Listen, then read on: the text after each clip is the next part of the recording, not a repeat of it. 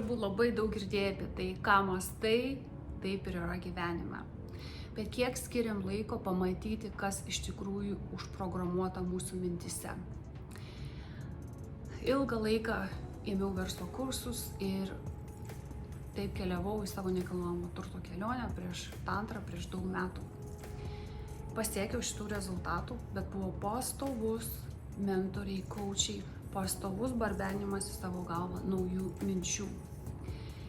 Ir vėliau atsitiko, turėjau avariją, turėjau vaiką, atsirado bėdų, kurios išmušė mane iš to edukacijos kelio, kur galėjau daugiau prisikrauti tos energijos, sugrįžo seni metodai.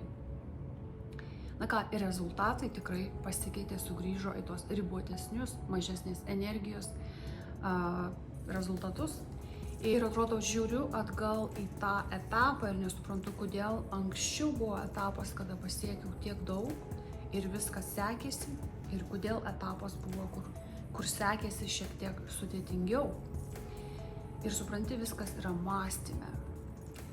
Prieš 2 metus Balyje rengėm savaitės laiko stovyklą tantrinio masažo. Rengėm, taip pat dalyvavau kaip studentė. Tai galiu pasakyti, per tas praktikas labai daug išlenda supratimų, kurių nematai šiaip dienos eigoje, kurių negirdi, nes tiek jau jie yra įsigyvenę ten automatu, kad tu jau nebegirdi. Nebent pasakai garsiai ir aplinkoje turi kažkas, kas galėtų tave pakoreguoti. Ir ten daug labai išlindo. Per naudojimą kūno, per įjungimą tos energetikos sukyla visi sugulę miegantis skausmai, negatyvios mintys, depresija. Visgi yra ta energija sėdinti apačioj, suspausta ir nejudinama. Per tantrinį masažą ką mes darom? Keliam tą energiją mūsų kūnų. Kaip atsiranda ligos? Srautas dingsta, energijos srautas. Paimkim kiniečių mediciną, tantrą, dao, visi mokslai apie tai, kad suaktyvinti energiją, kad jie tekėtų laisvai. Kai einu pas Qigong, vieną mokytoją sako, aš bandau tau pakelti akmenis, kad srautas tekėtų, ar ne? Mes prisidedam, tie akmenys reprezentuoja tos blokus. Ir tantrinė masažė mes naudojam psichosomatiką, naudojam identifikacijų paleidimą ir kai jungiam kūną, per kūną mes tai pajaučiam, nes dažnai mes net nežinom, kad ten guli, nes atjungiam, kažkokiu būdu išmokom nebejausti ir nenorim jausti.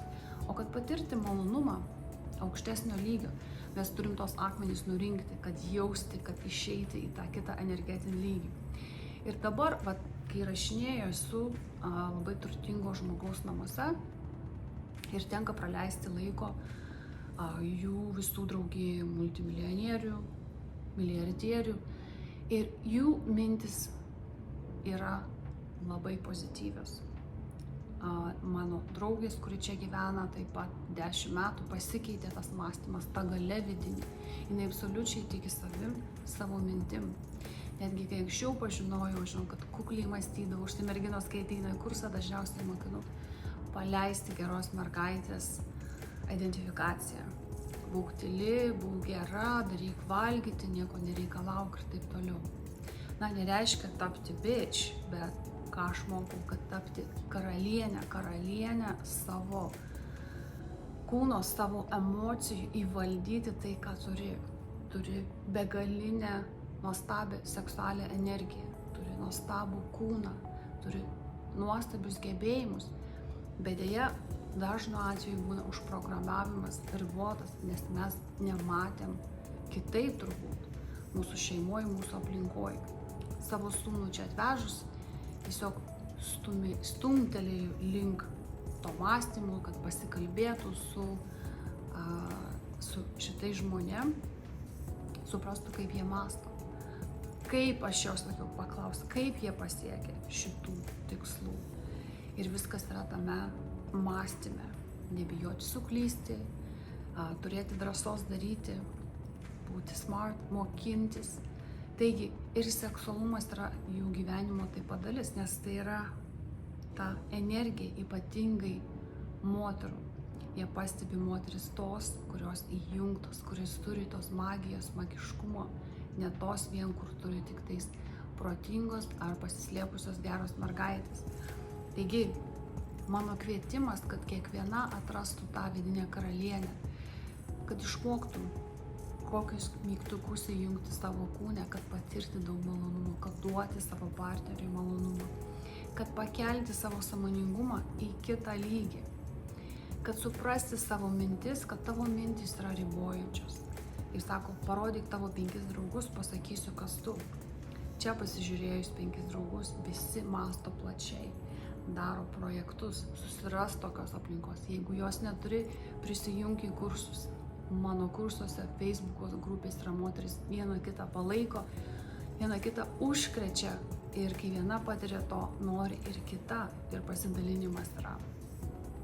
Taigi tie yra labai svarbus aspektai, kad tapti sėkminga, tapti autentiška savimi, pažinti savo kūną, pažinti savo emocijas, išgirsti savo mintis ir turėti tikslą, kur eini. Kartais pametam tą tikslą, ypatingai su metais, pradedam nebetikėti, skausmai užgula, žiūrim per daug į praeitį ir tą labai gerai žinau ir aš tą darau, save pagaunu, bet dirbu kiek įmanoma išvalyti praeitį ir žiūrėti į priekį, kurti, rodyti savo vaikam pavyzdį, mergaitėm savo, kad jos taptų karalienės pilnos širdies, ne kopijos vyrų, bet taptų savimi, galinga, bet moteriška, mylinčia, įkūnyta moteriškumą moterimi. Na, o jei ši žinutė nors kiek surezonavo, pridedu linką į kursą, kur gali pažinti savo moteriškumą. 1 lygio malonumo galia, 2 lygis tantrinis orgazmiškumas. Na, o jeigu esi pora ir jau pasiruošusi, ar vyras pasiruošę žengti tą žingsnį, kviečiu išbandyti tantrinio masažo kursus. Tai įrankis, kuris tavęs nenuvils.